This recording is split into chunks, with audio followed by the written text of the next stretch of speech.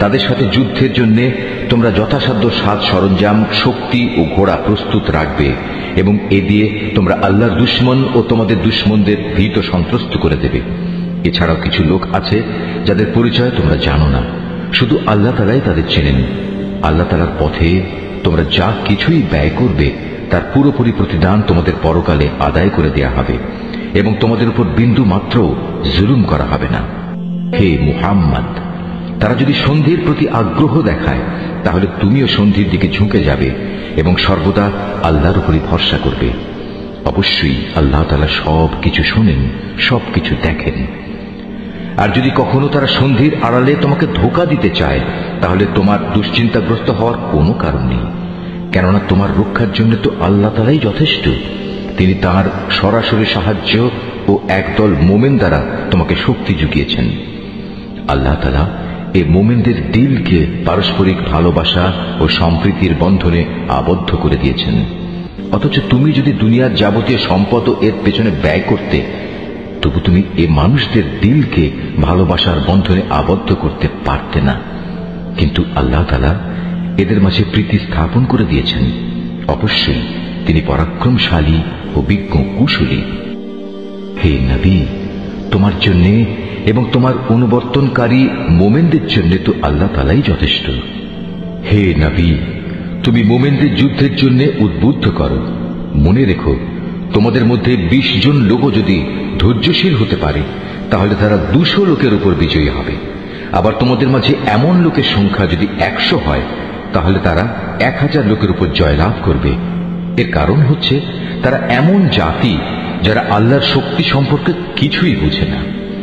এই নিশ্চয়তা দ্বারা এখন আল্লাহ তাআলা তোমাদের উপর থেকে উদ্বেগ ও দুশ্চিন্তার বোঝা হালকা করে দিয়েছেন। যেহেতু তিনি একথা জানেন তোমাদের মধ্যে কিছু দুর্বলতা রয়েছে, অতঃপর তোমাদের মধ্যে যদি 100 ধৈর্যশীল মানুষ থাকে তাহলে তারা 200-র উপর বিজয়ী হবে।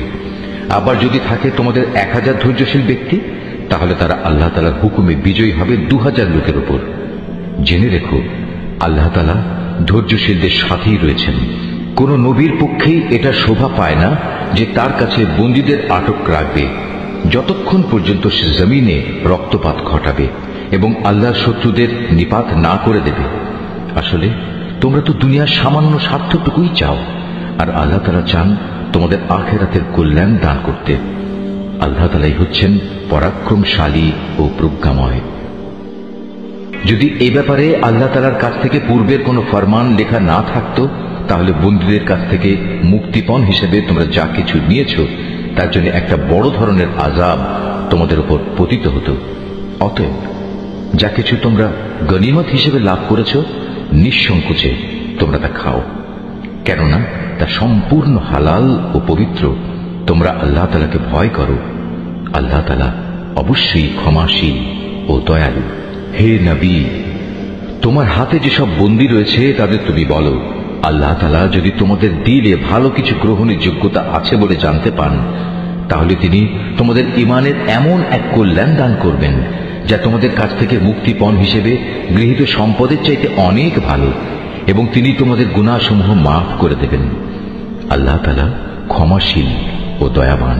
আর তারা যদি তোমার সাথে বিশ্বাস ভঙ্গ করতে চায় তাহলে তুমি ভেবো না, এরা তো এর আগে আল্লাহ তাআলার সাথেও বিশ্বাসঘাতকতা করেছে এবং এ কারণেই তোমাদের তিনি তাদের উপর ক্ষমতা দান করেছেন। আল্লাহ তাআলাই হচ্ছেন জ্ঞানবান ও কুশলী। নিঃসন্দেহে যারা ঈমান এনেছে এবং এই ঈমানের জন্য হিজরত করেছে, নিজেদের জান মাল দিয়ে আল্লাহর পথে জিহাদ করেছে এবং যারা মুহাজিরদের আশ্রয় দিয়েছে ও তাদের সাহায্য করেছে, তারা সবাই পরস্পরের বন্ধু। অপরদিকে যারা ঈমান এনেছে অথচ হিজরত করেনি, ততক্ষণ পর্যন্ত তাদের অভিভাবকত্বের দায়িত্ব তোমাদের উপর নেই। তবে কখনো যদি তারা একান্ত দ্বীনের খাতিরে তোমাদের কাছে কোনো সাহায্য চায় তাহলে তাদের সাহায্য করা তোমাদের কর্তব্য। তবে তা যেন এমন কোন সম্প্রদায়ের বিরুদ্ধে না হয় যাদের সাথে তোমাদের কোন রকম চুক্তি রয়েছে। বস্তুত তোমরা যা কিছু করো আল্লাহ তাআলা সব কিছুই দেখেন। যারা কুফরি করেছে তারা একে অপরের বন্ধু। তোমরা যদি একে অপরকে সাহায্য করার সে কাজটি না করো তাহলে আল্লাহর এই জমিনে ফিতনা ফাসাদ ও বড় ধরনের বিপর্যয় সৃষ্টি হবে।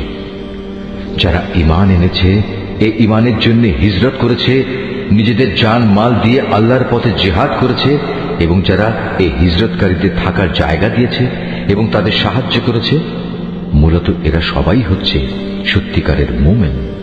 এদের জন্য আল্লাহ তাআলার পক্ষ থেকে ক্ষমা ও উত্তম জীবিকার ব্যবস্থা রয়েছে। আর যারা পরে ঈমান এনেছে, হিজরত করেছে এবং তোমাদের সাথে জিহাদ করেছে, তারাও তোমাদেরই অন্তর্ভুক্ত। যারা আত্মীয়তার বন্ধনে একে অপরের সাথে আবদ্ধ, আল্লাহর কিতাব অনুযায়ী তারাও একে অন্যের উত্তরাধিকারের বেশি হকদার। নিশ্চয়ই আল্লাহ তাআলা সব ব্যাপার জানেন।